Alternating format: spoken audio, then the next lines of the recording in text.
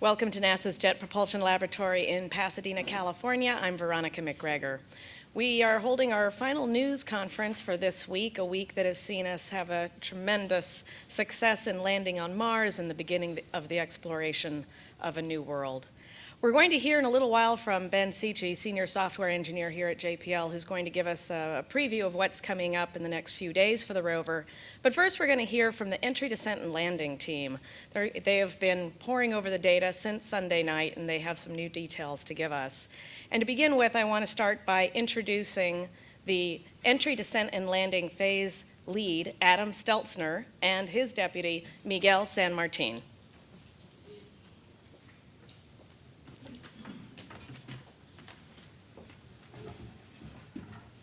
Thank you, Veronica. We have a talented panel here for you today, and Miguel and I really wanted to be the ones to introduce them to you. Leading off the rotation from the Jet Propulsion Laboratory, the operations lead for Entry, Descent, and Landing, Alan Chen. To his left, from the Johnson Space Flight Center, in charge of guidance, that guided entry that got us to the spot on Mars, Gavin Mendek. To his left, again from the Jet Propulsion Laboratory, the segment owner for parachute descent, Devin Kipp, followed by, also from the Jet Propulsion Laboratory, in charge of powered flight, sort of an important thing, Steve Sell. Beside him, looking much better than Steve, from the Langley Research Center, trajectory specialist, Jody Davis. And last but not least, the senior software engineer and flight software cog-e and my personal idol, Ben Sicci. Now this team here up on the stage represents the tip of the iceberg of a very, very talented set of folks that worked together to make this day possible and to have a rover on the surface. And some of the rest of the team are sitting here representing some of the rest of that iceberg in some small measure, because it's a big iceberg. And I would personally like to take this moment to give them a little round of applause.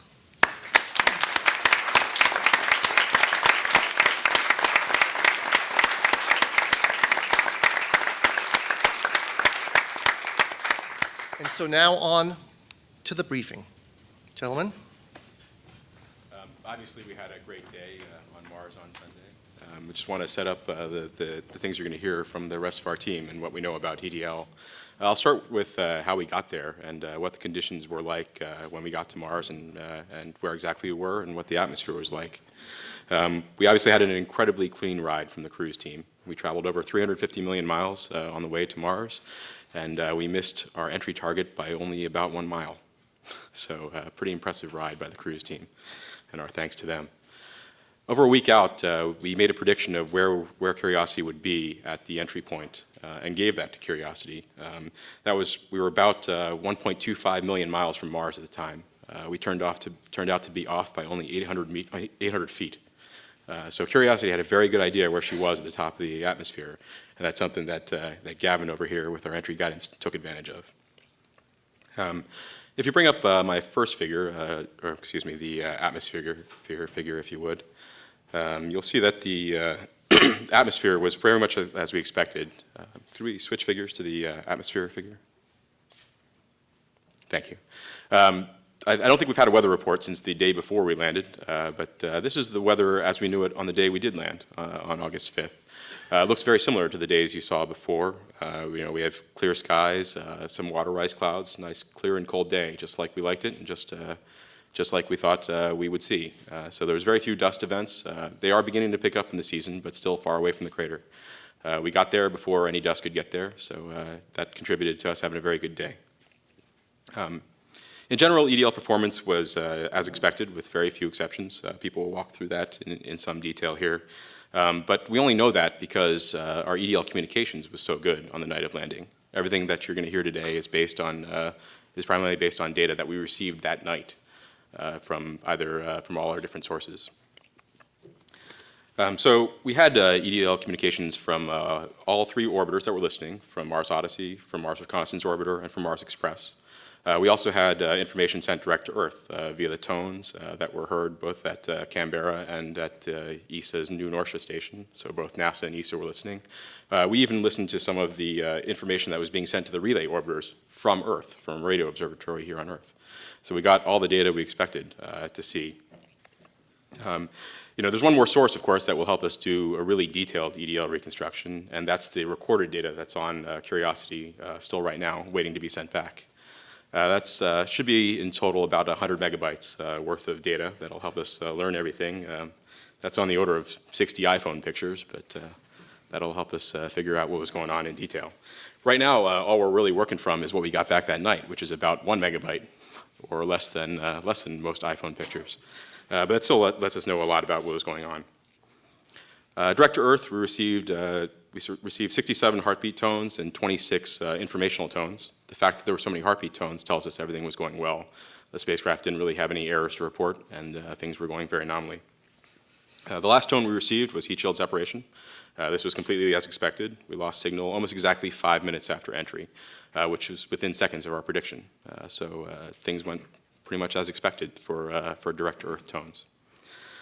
From MRO, we actually got more data than we expected. We had coverage for about 19 minutes. We actually locked up about 8 minutes before entry, about 5 minutes early compared to our predictions, and had coverage through landing plus 6 minutes. As we were concerned about, we had a plasma blackout for about 43 seconds, but the flight software, the way we designed the EDL communications, we were prepared for a blackout of 75 seconds. So that actually worked out as well too, and we have data interleaved in there to tell us what was going on during the blackout. We send some data after the blackout to tell us what was going on during the blackout. Odyssey had coverage for about 12 minutes, started about 2 minutes and 19 seconds after entry. That was about 20 seconds later than we expected, but still well within our predictions. The total data from Mars Odyssey and MRO was about 1 megabyte of unique data. So right now we're just working with a subset of the data that's been relayed. Soon we'll have, in a couple weeks, we'll have all the data coming back from the rover to tell us exactly what went on, and we'll be able to reconstruct our full trajectory and learn anything we can about this EDL system that we might want to push forward. We have some data here that shows the actual event timing. There was some confusion, but I think we've got that all sorted out now on when the actual events occurred. So if you look at the figure that we're showing here, we have both the actual time that occurred on Mars and the time that we heard about it here on Earth for some major events here that folks will talk about. So as we step through entry, descent, and landing, that's kind of how this panel is laid out to the side here. We'll first start with Gavin talking about the entry guidance and how well we did there. Okay. Thank you, Alan. So the entry phase, we enter the atmosphere at about 24 times the speed of sound, Mach 24. And we plunge deep in the atmosphere, and then using the techniques that Curiosity had compared to previous recent landers, flew parallel to the ground. And I'm going to talk a little bit more in detail about that. And we flew entry all the way down to just under Mach 2. Lasted about 3.5 minutes, very close to the expected time, the duration we were thinking we'd see. We pulled a little bit over 11 Earth Gs, so if you were a human riding on board, it'd be a little bit of a rough ride. But fortunately, Curiosity's made of some pretty sturdy stuff, and she handled that just fine. So I want to provide some context for how this mission did compared to previous missions. So if we could go to the landing ellipse graphic. What we're looking at here is a topography map of Gale Crater. You can see Mount Sharp right there in the middle of the crater. You can see our Curiosity ellipse, the smallest ellipse right there, on just north of the slopes of Mount Sharp. But let's back up a little bit. I mean, in the 1970s, we had the 2 Viking landers. They landed in different parts of Mars, not here. But we got their landing ellipse, the uncertainty of where they would land, sort of provided here for scale. And you can see it's a very large area. I mean, part of that was due to the atmosphere uncertainties. This is the first time we landed on Mars. We knew very little about what the atmosphere would really do. And the landers did quite well. They both landed successfully.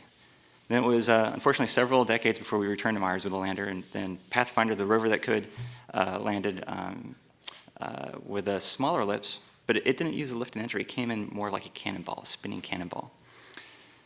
But over the years, with Spirit and Opportunity and Phoenix, we're able to reduce those landing areas even better. And a lot of that's due to the hard work of our interplanetary navigation team to further pinpoint the entry point in the atmosphere. So what was then dominating a lot of the dispersion was what the atmosphere did and how the vehicle actually flew. And so what Curiosity did here is we basically built on top of all those improvements to make that even better. So the way we fly our entry, I think Adam's mentioned over the last few days the tungsten ballast, basically 6 segments right here. And what they do is they basically trim the vehicle. So when we're hypersonic speed, we have a little bit of lift. Basically, we glide slightly in the direction that we're leaning. And very slowly, but when you're going Mach 20, that's more than enough speed for what we need. So what we did, and I guess before I get into that, let me just explain. We marked the star right there on our landing ellipse. It's a little bit close to the center. It's about 1.5 miles downrange. And I want to explain what we know today, why we weren't right in the middle like we wanted to be. But hey, we're still happy where we landed. The 1.5 miles comes to the way we flew. So when we enter the atmosphere, we've got this trim angle of attack, as I mentioned. So imagine my hand is the heat shield right here. And so we're flying in this direction. So as we're leaning, we'll basically turn the direction that we're leaning very slowly. And what we're doing during that period is we're looking how far are we to the target. Are we going to fly past it? Are we going to fly short of it? We respond to that. If we think we're going to fly past it, I need to get a little bit deeper in the atmosphere so I don't fly past it. So a little bit more lift down. But while I'm doing that, I'm also turning a little bit to the side. But I still want to go back to the target. And so we have what we call these bank reversals, which basically rotate us over. And during Curiosity's entry, we had 3 bank reversals, the number that we expected. But what was interesting about Curiosity is that third bank reversal was right at the end of range control, where we're controlling our distance flown. So we had our third reversal, and then we had it for a few seconds, but during that period of time, we climbed a little bit in the atmosphere. And we didn't have a lot of time after the reversal before we said, we're done with range control now.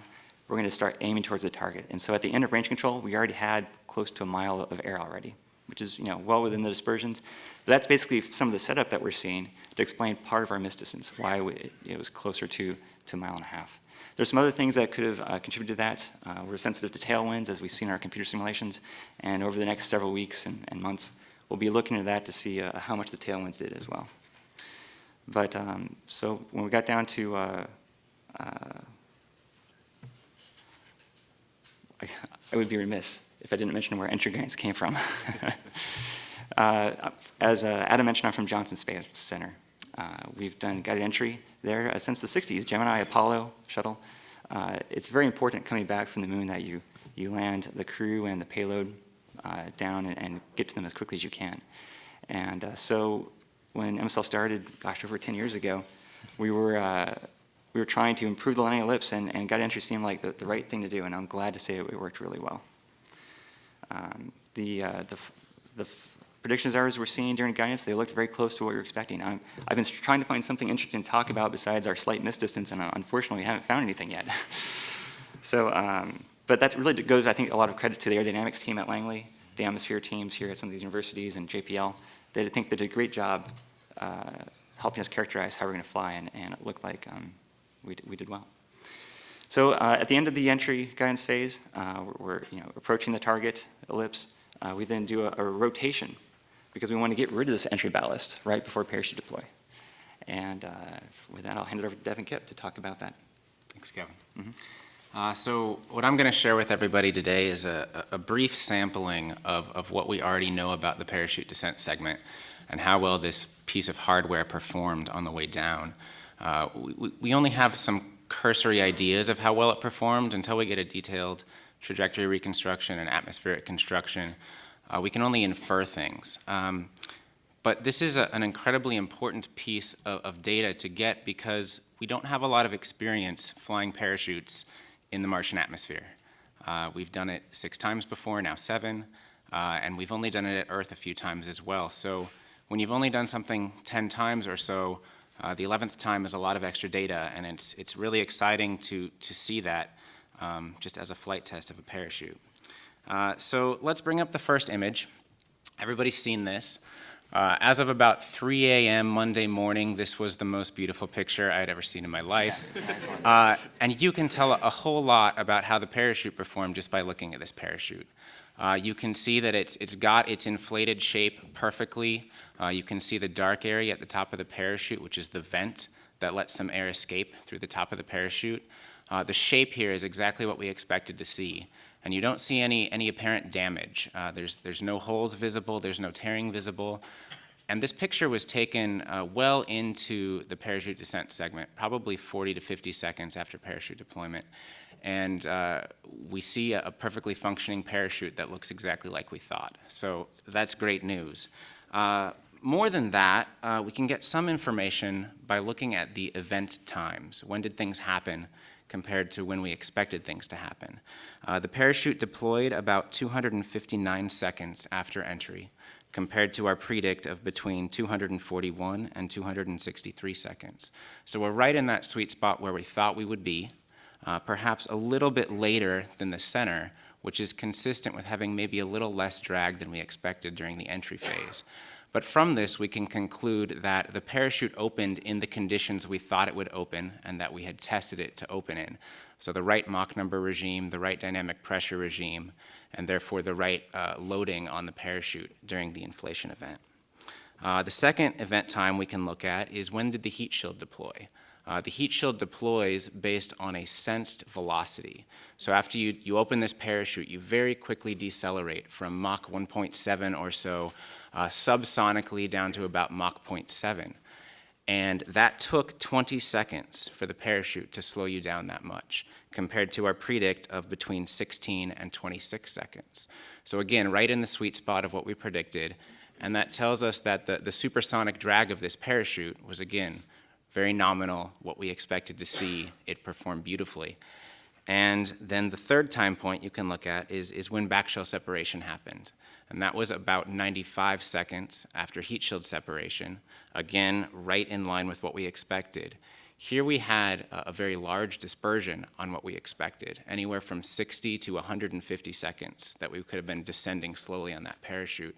That's mostly due to not knowing what altitude precisely the parachute was going to deploy at, and also not knowing so well the subsonic drag that the parachute was going to provide. So the fact that we're right in the middle of that time window suggests not only that the parachute behaved perfectly, but also that the parachute deploy altitude was fairly nominal and almost precisely what we expected. Again, all of these are implications. We don't know these things for sure, but based on the limited data we have, this is what we can infer. The second thing I want to discuss with you is what we call wrist mode. It's the behavior of the capsule underneath the parachute. As the capsule is suspended down below the parachute, it's not going to be perfectly still, it's going to wobble some, and that's what we call the wrist mode. As the capsule oscillates under the parachute, there's some dynamics going on that we want to keep very slight. You don't want the capsule going all over the place for a variety of reasons. One is that the separation events are designed to have fairly benign motions. When you separate that heat shield, for it to separate cleanly and not recontact, you don't want the capsule dancing all over the place. Same thing at backshell separation. The other thing, though, is we have these radar beams that are trying to measure their altitude and velocity of the spacecraft relative to the ground. And if the capsule's dancing all over the place, those radar beams might be looking far, far away from the landing location and measuring the altitude of some terrain feature that's far away that we don't really care about. So if you can bring up the movie, this is the thumbnail version of the Marty movie. And you see the camera dancing around a little bit. And this is good evidence of some wrist mode happening as the camera field of view is changing. What we know, both from the real-time data products from our inertial measurement unit and from this image, is that the wrist mode we saw was very benign and consistent with what we would have expected.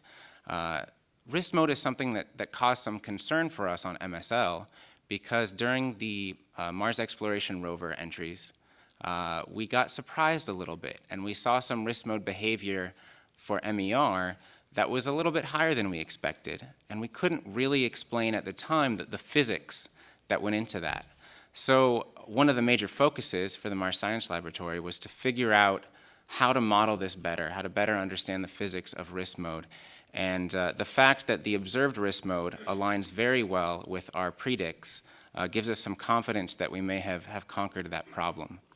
One interesting thing you'll see in this video is the ground is spinning, and that's consistent with the capsule rotating underneath the parachute at between 1 and 2 degrees per second. During the 90 seconds we're descending here, we almost do a complete revolution underneath the parachute. And again, that's consistent with our predicts. We thought maybe up to 3 degrees per second of rotation, and we're down at 1 degree per second. Not a lot of exciting things happened because everything was right down the pipe of what we expected, but that's how we won it. One other thing I want to point out, if you can bring up the third image, and this is just sort of nice because it's verification of an EDL requirement. We have countless EDL requirements that we have to verify, and this image, fortuitously, is almost exactly 3 seconds after heat shield separation. And the heat shield is about 15 meters away from the back shell.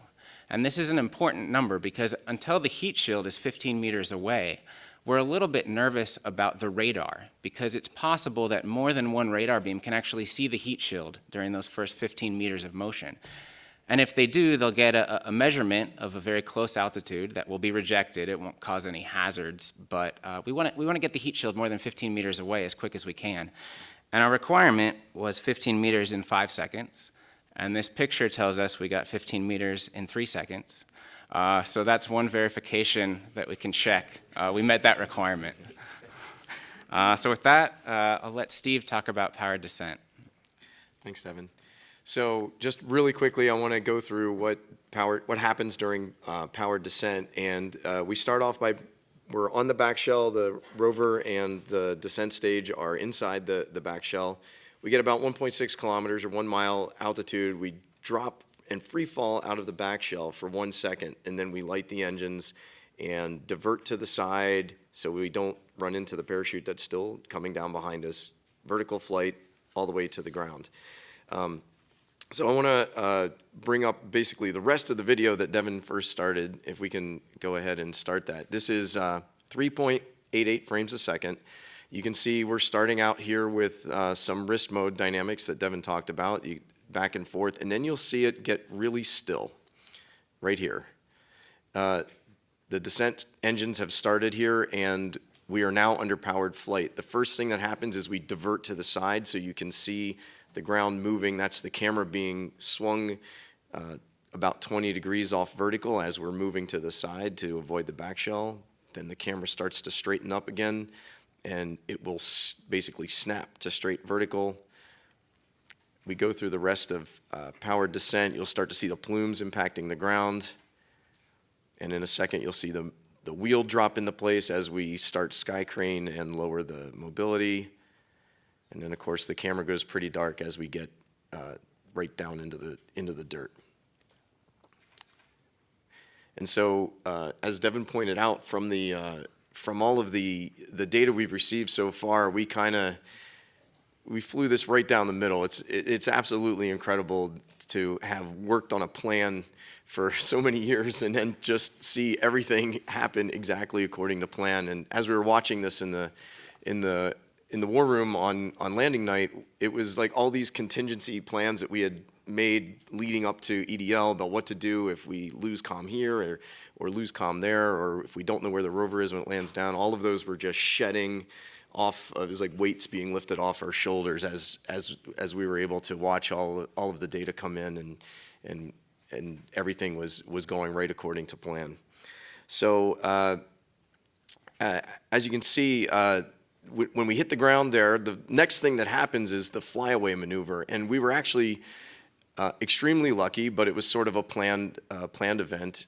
If you go to the next image, we were lucky enough to take a rear. Oh, can you go one more? I'm sorry, I might have. Yeah, there. If you look in the left image, we believe we've caught what is the descent stage impact on the Martian surface. Now, this photo was taken about 40 seconds after touchdown. The predicted time of flight of the descent stage is about 20 seconds. So the descent stage would have already impacted by the time this picture was taken. But the evidence that we have that this is something that we've caused is the fact that the same image from the same camera taken 45 minutes later, that artifact is not there anymore. And we do know that the artifact is real because it appears in multiple HazCam pictures from the rear of the rover. So that's about 600 meters away from the rear of the rover, and that is the direction that the descent stage should have flown away. And so we're fairly certain that that is the impact plume. So basically, when the descent stage hits the ground, it's going about 100 miles an hour, and we expected it to kick up quite a lot of dust. We actually selected the rear HazCam to be the first image taken. Actually, the timing of the HazCam pictures, both front and rear, were timed so that we would possibly catch any kind of cloud like this. And the fact that the descent stage flew directly after the rover was an amazing coincidence that we were able to catch this impact. And so you also saw in the video that we were, as we were touching down, we started kicking up dust. And if we can go to the image before, I want to show you something that I personally find just so incredibly moving, is that we're looking off the left side of the rover. If I have the model here, you can see basically the camera. It's a shot from the nav cams up on top of the mast here. It's looking that way down to off the left side of the rover. And you can see two divots in the ground over there, and we blasted those with our rocket engines, so that makes me extremely happy. Now, of course, as you might expect, landing on Mars is a very, very dirty event. I mean, we're basically off-roading for the next 2 years, so we expected some debris and dirt and dust to get on things. Of course, if you take your SUV out and you actually use it off-road, you expect it to get a little bit dirty. And so we, of course, wanted to start off day one with a little bit of dirt on the side. So, you never like having those brand new sneakers that are nice and shiny. So you can see on the top deck of the rover there is a little bit of debris that we kicked up with the rocket engines as expected. And so, again, this is more evidence of, we did that with rockets, so that's pretty cool. And so with that, I'll turn it over to Jody, who will walk us through our predicted versus actual trajectory performance. Thanks, Steve. So I'll be talking about two things. First, we'll go through a Google Mars animation, which is, we use Google Mars, and it actually has our latest predicted trajectory. This is prior to landing. And then we'll go through after landing and how we used our simulations and what we got from Curiosity at touchdown to determine where we thought we landed and how that actually compared to where we really landed. So if I could have the video. This is Google Mars, and it's going to take us through, now remember, this is real simulation data here. We're going through the bank reversals, the first bank reversal, second and third, and this is only half of the angle of the bank reversal. This is going 4 times real time. And we actually use Google Mars to analyze the trajectory, to see it in 3D space instead of just numbers on white paper or MATLAB files. And so this is taking us through the entry balance mass jettison, and what we'll do is we'll pitch over and we'll look at the landing site, and we'll actually see a couple pans of the landing site. Now this trajectory is what we assumed is the nominal trajectory that was based off of the latest and greatest navigation that we got right prior to landing. So this just takes a glimpse over Gale Crater, parachute deploy. This is the configuration that we were at, and parachute deploy happened about 10:15, just 5 seconds after 10:15 Mars time, Pacific. So here we have heat shield separation. Heat shield separation happened 20 seconds after. Now, 18 seconds after that, we had radar lockup. And that actually, radar lockup happened about 1.5 kilometers higher than what we expected. And that's not a bad thing, that's a good thing. And 77 seconds after that, we had backshell separation. Time happened as expected. Things are looking nominal. And here we kind of pan down to the rover. Touchdown happened 55 seconds after backshell sep. all as we expected. I wanted to point out here that the flag, the American flag that's sitting under the rover, give a shout out to Google Mars. They actually put our landing location in Google Mars already, so that was kind of neat. So those are the types of things that we were looking at right before entry to see how things were looking and how they were going to compare after entry, after touchdown. So if we could move to the next figure. So now this is after landing. We want to know, where is this rover? Or where's an estimate of where we think it is, so the folks that are actually going to find this using HiRISE from MRO will have a good idea. So right after landing, we get information from Curiosity, some touchdown information, and we take that information and we account for our known errors, such as navigation errors, and we come up with a best estimate, and that's the green diamond in the middle, in the blue ellipse there. So this was actually shown right after landing. This was our prediction, latest and greatest, that we had immediately after. So some of you may have already seen this. And this kind of sets up the next figure that I have, if you could go to the next graphic. So here we have the landing target, that same light blue ellipse. And like Gavin said, the landing target, we missed it by about 1.5 miles. That's actually off the graphic there to the left. And the green diamond is where we thought we landed right afterwards. And that's the estimate that we gave to the localization folks to try to find the rover. Now, we thought it would be within 1 kilometer of that. The red X is where we actually landed. So our estimation and where we actually landed was only 200 meters apart, well within that 1 kilometer green error circle. So we were very happy about that. Now to kind of shift gears, and if you look over to the right, you'll see the tungsten ballast masses, the entry balance masses, and our predictions. Now this is actually before landing, where we thought these 6 heavy balls of tungsten would land, are within that dark blue ellipse. And actually, if you look, where we expected those to land, there's blue circles, 6 blue circles. And they actually show the same trends that have been shown from the CTX DEM that was shown, I believe, a couple days ago with the actual landing location of those balance masses. And that's the overlay figure that you see. And so you can see that those locations are well within the error ellipse that's drawn around those balance masses. So those actually impacted where we expected.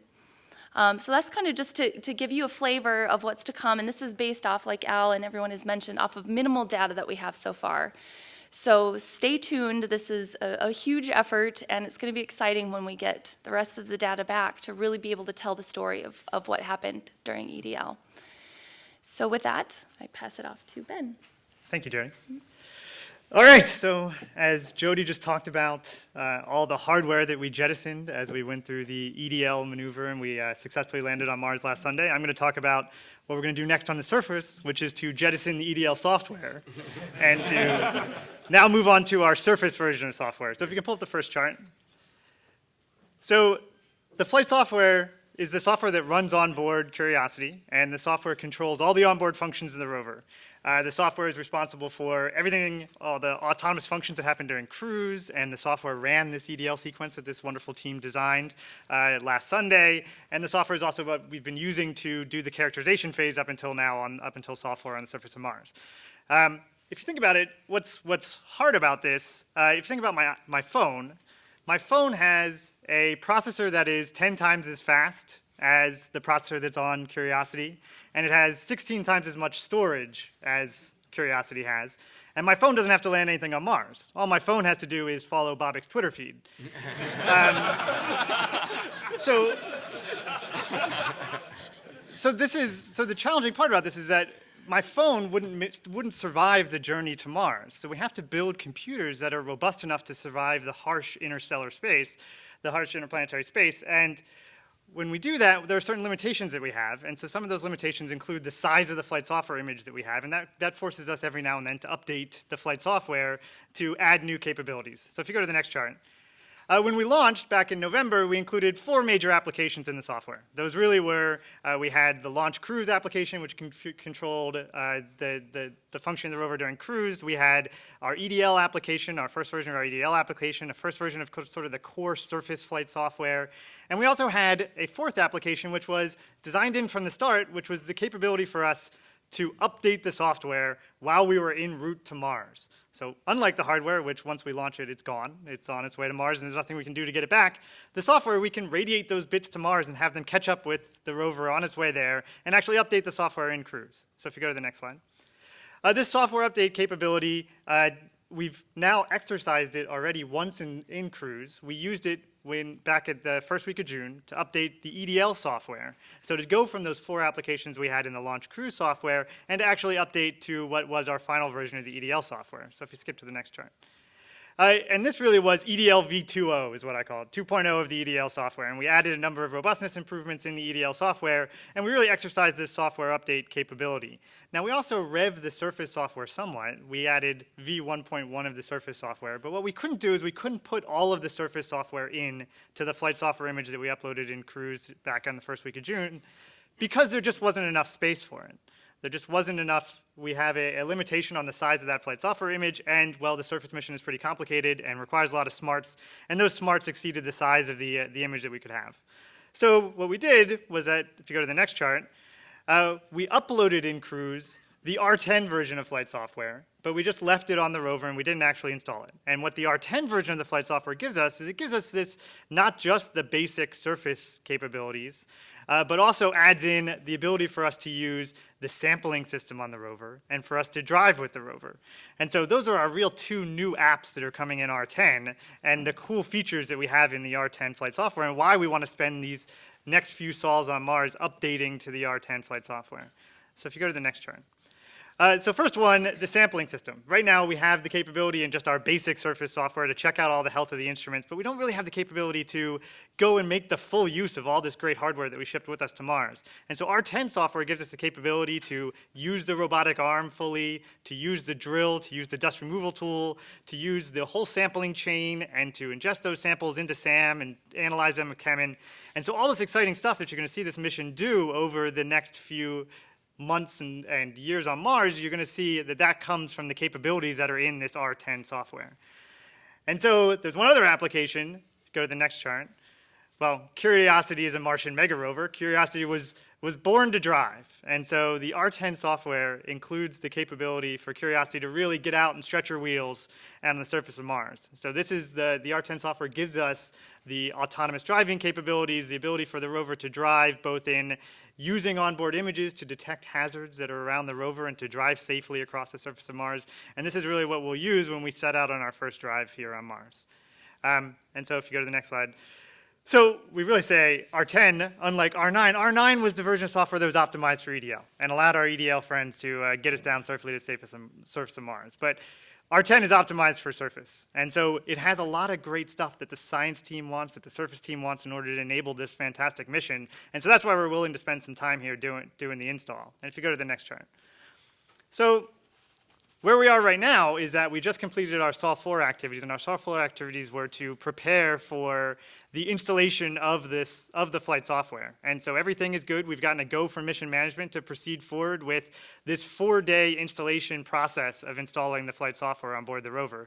Now we have 2 computers, so it takes a little bit longer for us to do the full install because we want to do it very safely, do it step by step, and take our time doing the software updates. So what you see is that on Sol 5, what we'll do is we'll do a toe dip into the R10 flight software. So just on our prime computer, we'll do a boot into the R10 flight software, but don't install it fully, just to check it out. And we'll come back out, we'll look at all the data that we got down from the rover to make sure that the R10 software is functioning nominally. And then if everything looks good, on Sol 6, we'll commit to R10. And so we'll actually do the full install on the prime computer of the R10 flight software. And once we have that and everything's working well on the prime computer with the R10 flight software, we'll move on to doing the same thing except now on our backup computer, where on Sol 7 we'll do another toe dip into the R10 flight software on the backup computer. And on Sol 8 we'll do a full commit of R10 onto the backup computer, at which point we will have all the R10 flight software installed and ready to go with R10. So that's all I have. Thank you. We're going to begin with questions here in the auditorium, and then we will go to the phone lines. And so let me get a microphone to you. We'll start here in the very front and give us your name and affiliation. Thanks. Hi, Joe Palca from NPR. Two questions. One is, when you talked about capturing the ground with the radar, were you capturing a wide swath of Mars, or was the radar able to differentiate between a bumpy place and a smooth place or something like that? And the second question is, if you were going to run this mission again today, or let's say 3 months from now when you've got all the data down, would you make that ellipse smaller, or are you at the limits of what this system can actually do? I can take the first part, and maybe Gavin can take the second part. So the radar is fixed to the descent stage. It's at the mercy of where the wrist mode chooses to point it in terms of what ground it's going to be measuring. And it doesn't do any discrimination. If we have a very wild wrist mode and the radar ends up looking at Mount Sharp and measuring the top of Mount Sharp, which it couldn't actually do, but hypothetically, it would be measuring the vehicle's altitude relative to that point. And so one of the reasons we picked the landing ellipse we did was that we knew the altitude across the entire landing ellipse didn't vary that much. And no matter what terrain feature the radar was pointed at, the altitude measured relative to that terrain feature would be close enough that we would still separate from the back shell at the right point. Around the moment of back shell separation, the radar's certainly looking within about 1 kilometer of the ultimate landing site. And so our criteria is we want the altitude of the ground to vary no more than about 100 meters within 1 kilometer range of the touchdown location. And then for the second question, can we get the ellipse size smaller next time? There were some ideas that we came up with over the design of this vehicle. Part of it depends on where you're landing. If it's a higher elevation site, then we may need a little bit more lift to make sure we can land our heavy rover a little bit higher, and that folds in the ellipse size a little bit. But we do have a few ideas that can probably shave a couple miles off of it. We did really well this time. We have to look at the data and see, the way we imagine it work, are we correct? But I'm confident we can continue to do at least as good as Curiosity and better in the future. The big winners for ellipse size error tend to be atmosphere, so I have a hand in that, and the aerodynamics. So what we learn from the reconstruction that we do over the next few months should help us take a look at that and see if we can chop back at that a little bit. Okay, we're going to take one more question here in the room, and then we'll go to the phone line. Right over on this side. Craig? Thank you. It's Craig Cavalt with Aerospace America. I guess maybe for Steve or Devin, was the altitude accordion capability, did it play a role here, or was everything so tight that it just didn't matter? So the altitude accordion, the accordion that we had allocated was 100 meters. So we allowed for our estimate of where the ground was to be wrong by up to 100 meters. From the data we've gotten so far, it was wrong by 3 meters. So we overachieved in that area as well. So everything, again, it was right down the middle. Okay, and a second question, since EDL has been achieved, I guess, to the whole EDL team, a show of hands maybe on how many people are going to be looking for another job? Serious question.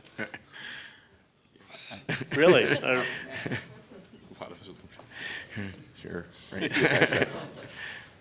I don't think we've started to think about that yet. Yeah. We're still relishing Exactly. the success. And actually, a lot of us are going to be involved in the reconstruction as well. But I think, we're thinking about future projects and what we're going to be working on, definitely. Okay, thank you. We're going to go to the phone line next. Julia Sisler with Canadian Broadcasting. Go ahead. Hi, this is Julia Sisler with CBC in Yellowknife.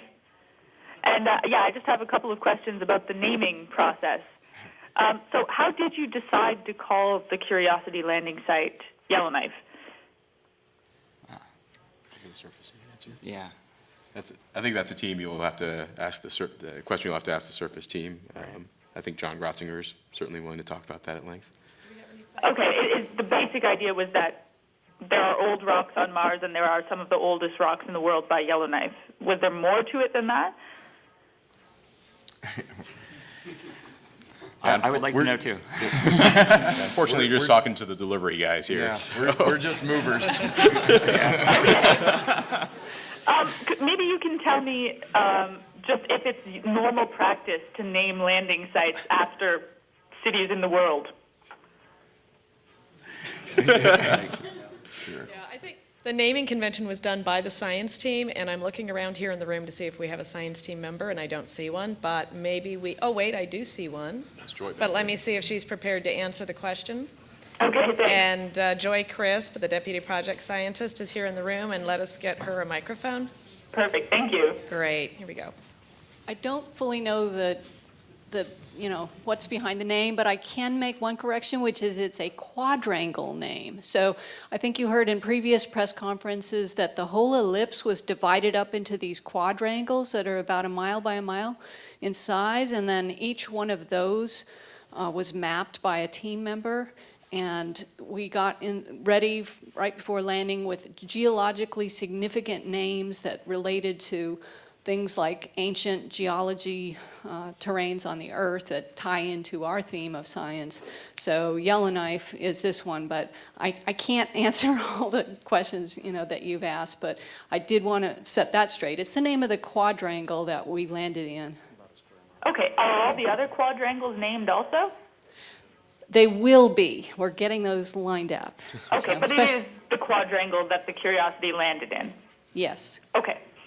Do you know if it's normal practice to name these things, I guess, or is this unique to this project? Well, what is unique to this project was the dividing up of the ellipse into quadrangles and mapping ahead of time. And that was really driven by the wonderful orbital data sets that we had. We wanted to get ready by doing this mapping so that we could more quickly do strategic planning of where to send the rover and understand where we landed. Could you just speak about the sort of similarity between the rock and surface on Mars compared to what's here near Yellowknife? Not yet. Okay. But am I correct to say that the basis between picking the name Yellowknife was the age of the rock? Right. They're on the order of 2.7 billion years old. So we went to Mars to really get at the ancient geology because that's where we think there might be evidence for past environments similar to on Earth. So it's connected in that way, simply ancient rocks that might preserve evidence of past environments favorable for life. And one more question. Would anyone in Yellowknife have been consulted before this, or is this just purely based on geological similarities? Not that I know of, but again, I wasn't totally plugged into the naming and how it was done. Right, so we'll if you'd like to call our newsroom, we'll put you on the phone with the person who came up with the name, and we can probably answer a lot more of your questions that way. And we're going to take a couple more questions here in the room, and then we'll go back to the phone lines. I know you were next, and we'll get the microphone up here to the front of the room, and then we'll go to the back. Thank you. Hi there, Jonathan Amos, BBC News. A couple of quick ones. Did Mars Express see all the way down to the ground? I know the people in Europe were thinking they may miss the actual landing. Yeah, to my knowledge, they did not get to the ground. This was per our predict. We expected them to lose coverage of us about a minute before landing, and that was about right. Okay, and the second one, has anybody sort of studied the debris field from the descent stage impact to consider how it broke apart, what happened, what sort of impact it had? We have another imaging opportunity coming up 6 days after landing, where we're going to take another high-rise image of the lander and also of the descent stage debris field. That will be a nadir image, so it will be better resolution, cleaner image, and we might be able to see more detail. There's not enough detail in the image we have currently because it was taken at such an oblique angle in order to see a lot of detail there. So we're really waiting for the better image. Okay, we'll go next here in the room.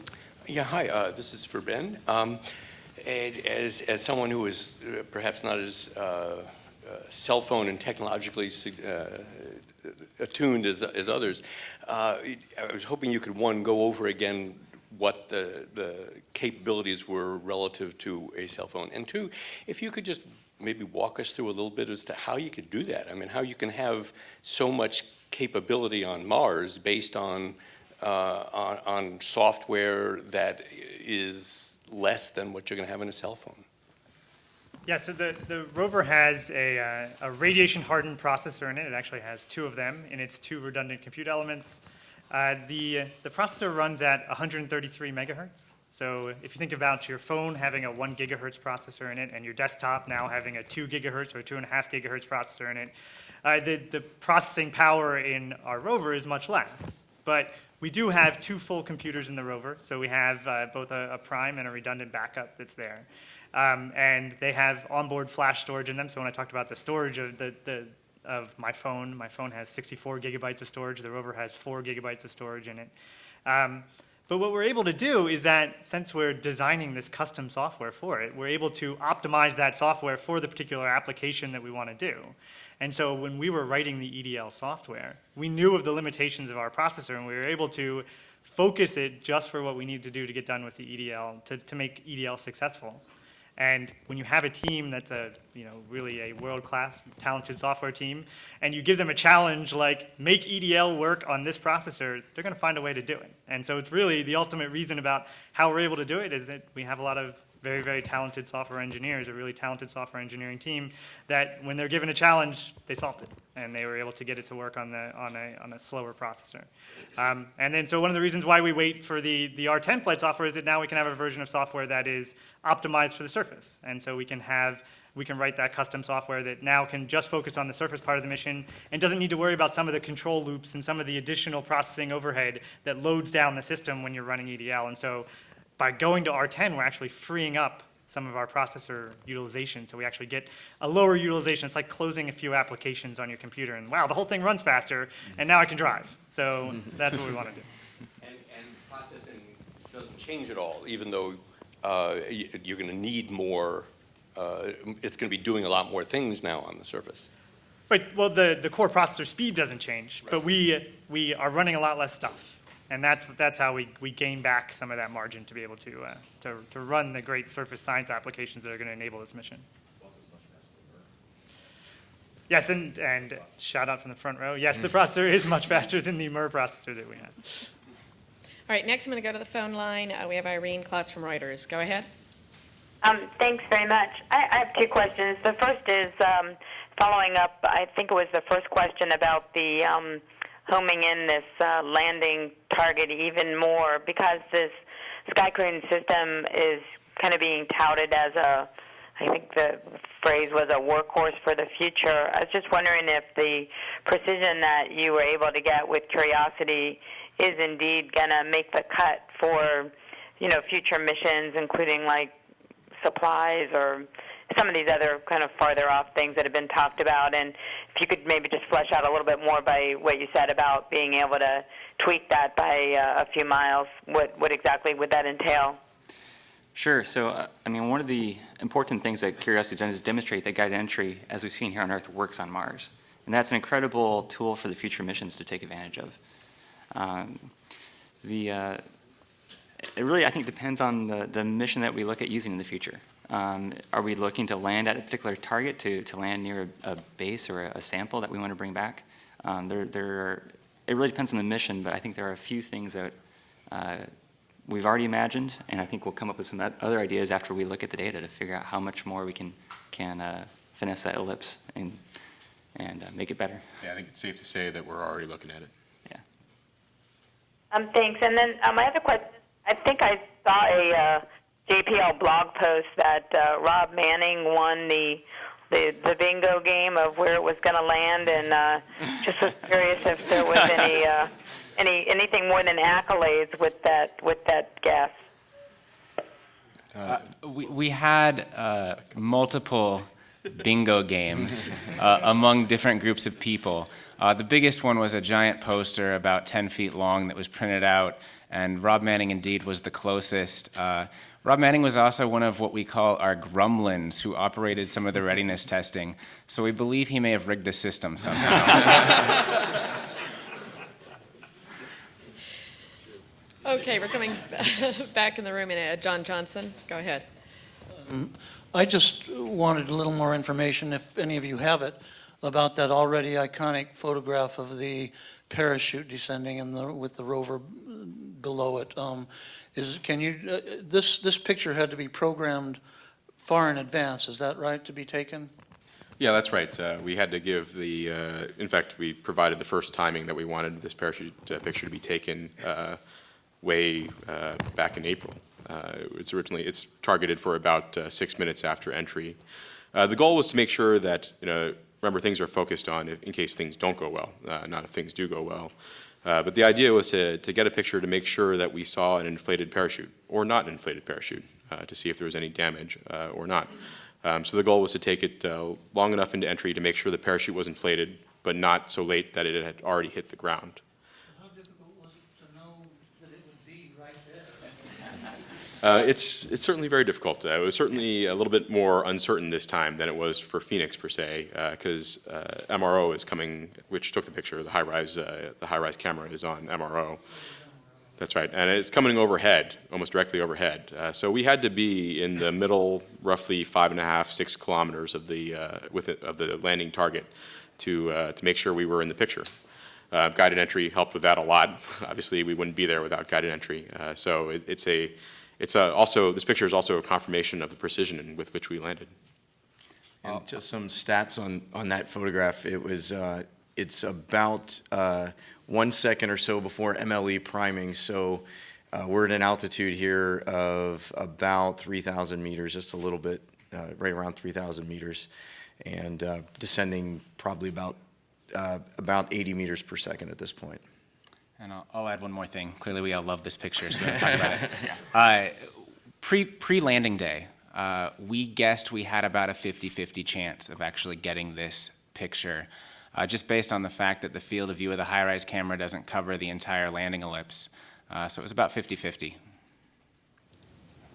Okay, we're going to take one more here in the room, and then we'll go to the phone lines. Go ahead.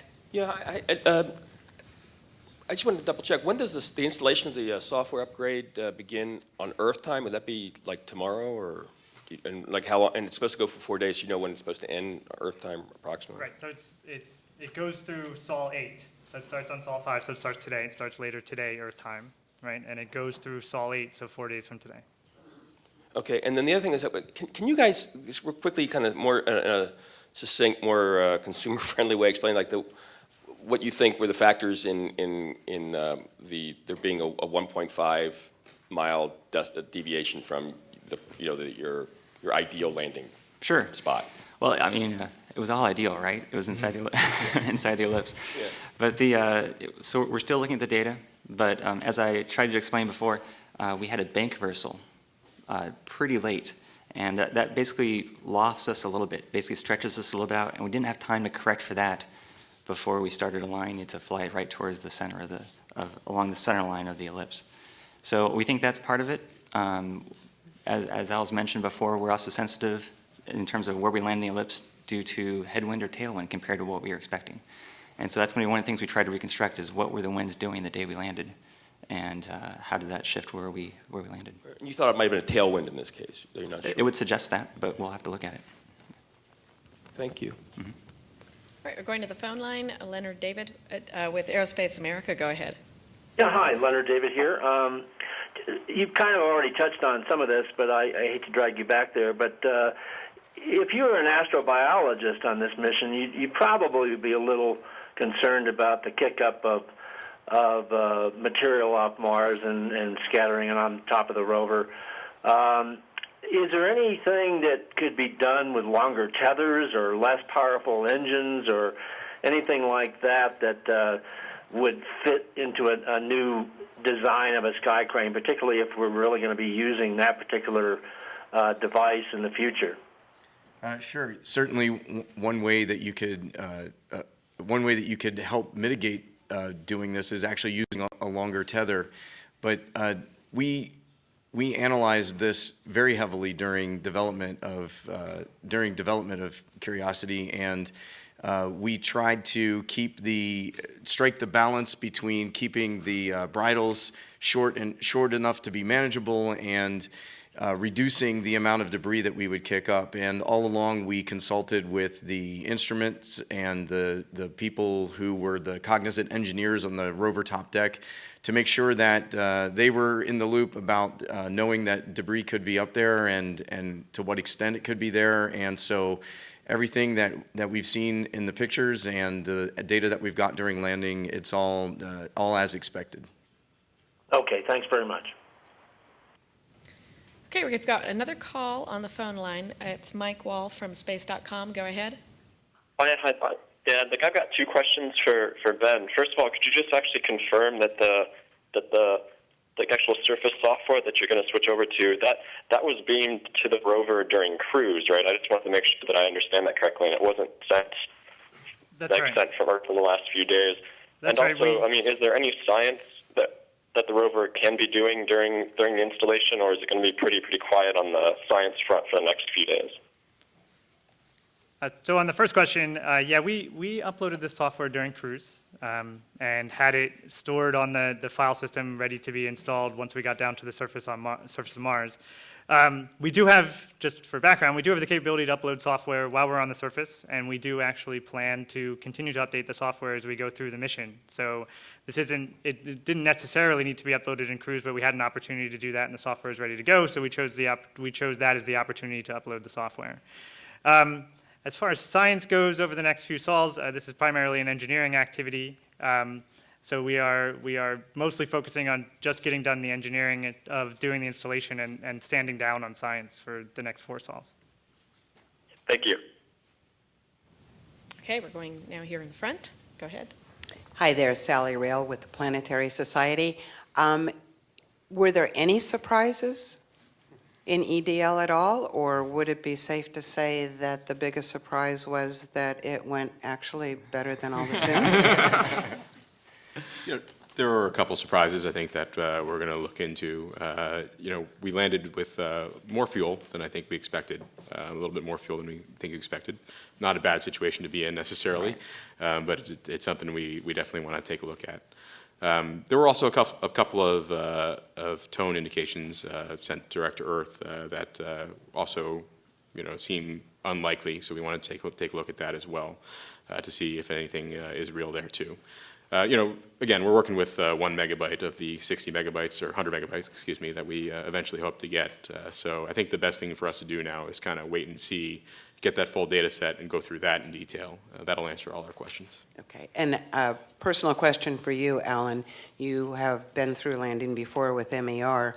You announced the Curiosity landing, and I'm just wondering, how does that fit in your repertoire of life moments? Certainly way up there. This has been an amazing week. Thank you. All right. Leo Enright with Irish Television. I just wanted to follow up on Leonard David's question about the descent stage.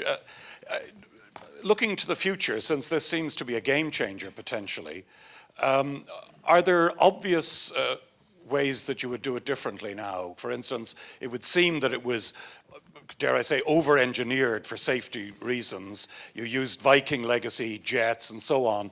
Are there obvious things that you would do differently straight away?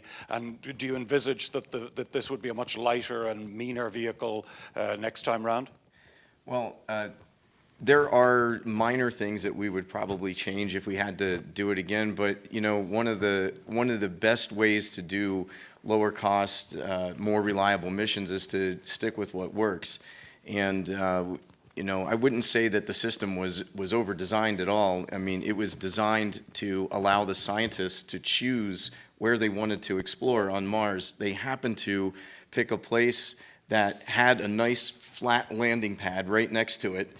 And so as an EDL team, we kind of got lucky because the science store they wanted to go to had a parking lot. And so we were, we were able to take advantage of that. And had we landed on, had we used the sky crane to its full extent, we would have been able to handle much more rugged terrain, much larger rocks, things like that. So I wouldn't say it's over-designed, and things that we would change in the future, just very minor things.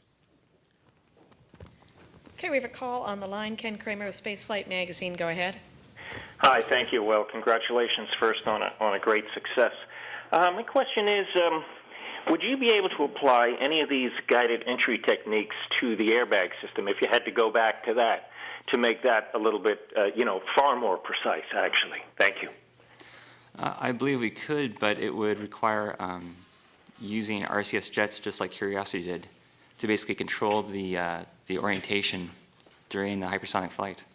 I don't think the MER rovers had that capability, so it would be a design change.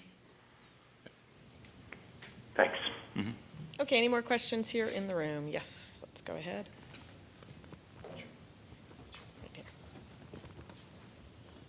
Jonathan Amos, BBC again. Is there any heat shield data?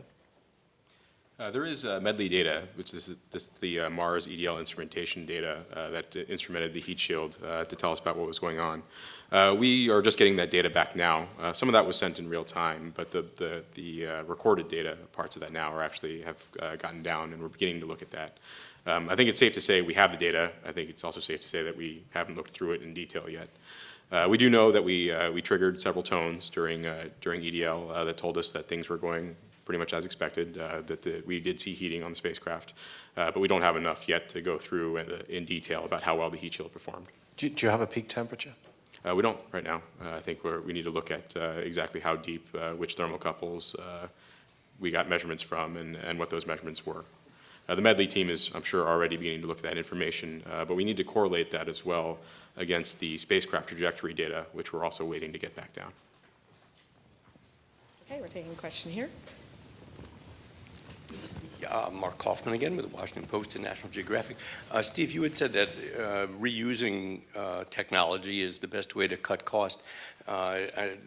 Just in terms of a ballpark figure, if you were to do something like this again, I mean, are we talking about half price, third? I'm not falling into that trap, but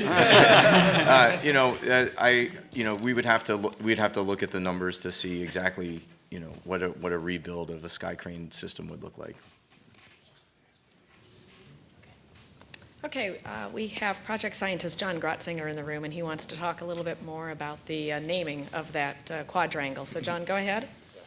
I just want to make sure that everybody's on the same page, and I'm happy to answer questions afterwards, not to detract from the great work these guys have done.